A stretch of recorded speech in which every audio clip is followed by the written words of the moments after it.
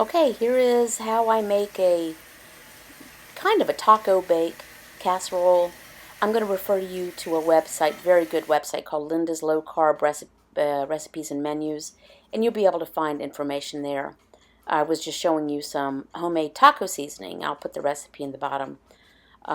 Here are the ingredients for the casserole: the homemade taco seasoning, some homegrown peppers, a couple of eggs, cream cheese, ground beef, some tomato sauce, and shredded mozzarella cheese. The original recipe calls for a couple of different ingredients I've modified. 4 ounces of cream cheese.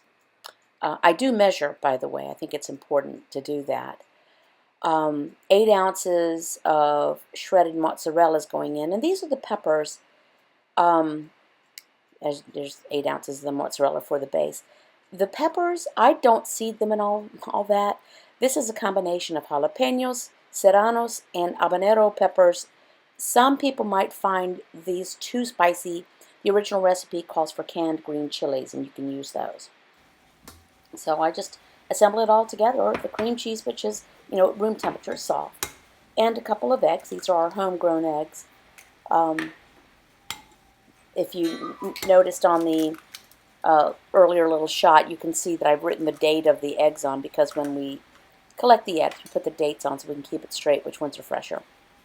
And this will be a tablespoon of the homemade taco seasoning, which is a combination of chili powder, onion powder, garlic powder, etc. Again, recipe will be in the bottom, and also on my blog, you'll be able to see this with references to Linda's original recipe.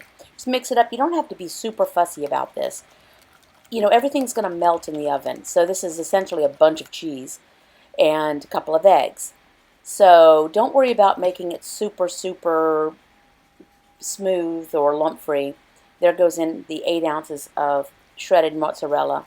Again, nothing fancy. I'm just kind of mixing it up there, getting everything kind of evenly distributed. And this will all go into a casserole. The oven is preheated to 350.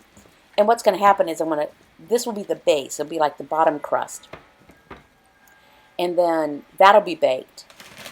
Then the hamburger mixture will be going in on top of that, and then baked again, put back in the oven. So here we're just putting this in. I don't even bother greasing the pan. I guess I'm just lazy. But I just throw everything into the casserole dish. Truly, you don't have to fuss over this very much. Once it gets into the oven, it's kind of melt and redistribute and flatten out and even out. So don't sweat the lumps and the bumps in here. Spread it out a little bit. Again, a better cook would probably grease the dish or put parchment down or something, but this is me we're talking about here. I will spend a lot of time on other things, but I'm probably not going to get too fussy about cooking a casserole. Just how I roll.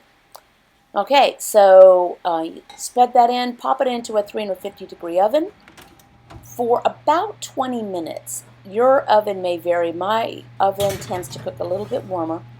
So I'll pop that in there and just keep an eye on it. While that's cooking, I've got my pound of ground beef. I'm throwing in some kind of plum tomatoes. And I'm putting in more than the recipe calls for. I think it calls for 1/4 cup of tomato sauce. I just find that does not make enough liquid. And my husband and I can both tolerate tomatoes, even on the ketogenic diet. Some people may find that they're a little bit too sweet. But these are just stewed tomatoes. There's no additives in them, no sugars. There goes a tablespoon of the taco seasoning. It just occurs to me that I don't think I put in a tablespoon of the taco seasoning in the crust mixture. I'll have to look back in. Again, it'll be in the recipe. And this is over a very low heat. Popping some of those plum tomatoes and letting those kind of just heat through. Since everything's going back in an oven, you don't worry too much about things being cooked. Mix it up a bit, and I am going to dump my peppers in. Again, the recipe calls for a little 4-ounce tin of green chilies.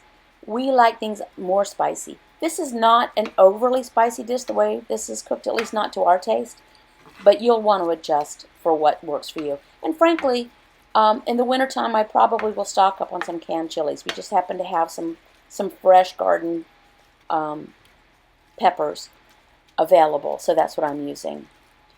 I'm going to pop a lid on that, turn it down to a super low simmer, because I don't really need it to cook anymore. I don't want it to dry out. So I'm going to let that sit there on super low simmer on the cooktop while the crust is finishing off in the oven. And when that's available, I'll double check and make sure that the crust is the right consistency. You just want it firm. Doesn't have to brown up because it's going to go back in the oven again. What you're looking for is just a solid enough crust for the bottom. And I'm just touching it there. It's pretty firm, as you can see. It's not liquidy. So I'm going to pull that out, let it cool for about 10 minutes. And then in goes the meat mixture. And plop that down, spread it out. I put the peppers in at the very end. Peppers, when you're cooking them, can kind of get a little bit bitter if you overcook them. So that's why I put them at the very end when I was making the meat mixture, and then just turned it down to a super low simmer. I probably could have just turned the cooktop off. And scoop that all out, spread it down, and then on top of that will go another 8 ounces of the shredded mozzarella cheese. And then that will go back in the oven for about another 15 minutes for my oven. And then I finished it off with just about 3 or 4 minutes under the broiler because wanted it a little browned on top. So this is the full extent of this casserole. It's really rich. It's really filling. In truth, when I started eating ketogenic, I would have had a nice big serving of this with some sour cream and an avocado, which is the way my husband likes it now. I just can't eat that much of it. And there's kind of the finished product. After being under the broiler for just a few minutes. And that was, my husband had just come home for lunch, so he actually had 2 servings. And I had a few teaspoons. I just like taste spoons of it just to make sure everything was right. And there you are. That is the keto-friendly casserole of ground beef and mozzarella cheese. And I will put the nutritional information both here and on my blog as well. And hope everyone enjoys it. If you try this out and it works well for you, let me know how it went. I'd love to hear some feedback on it. Thanks a lot. Have a great day.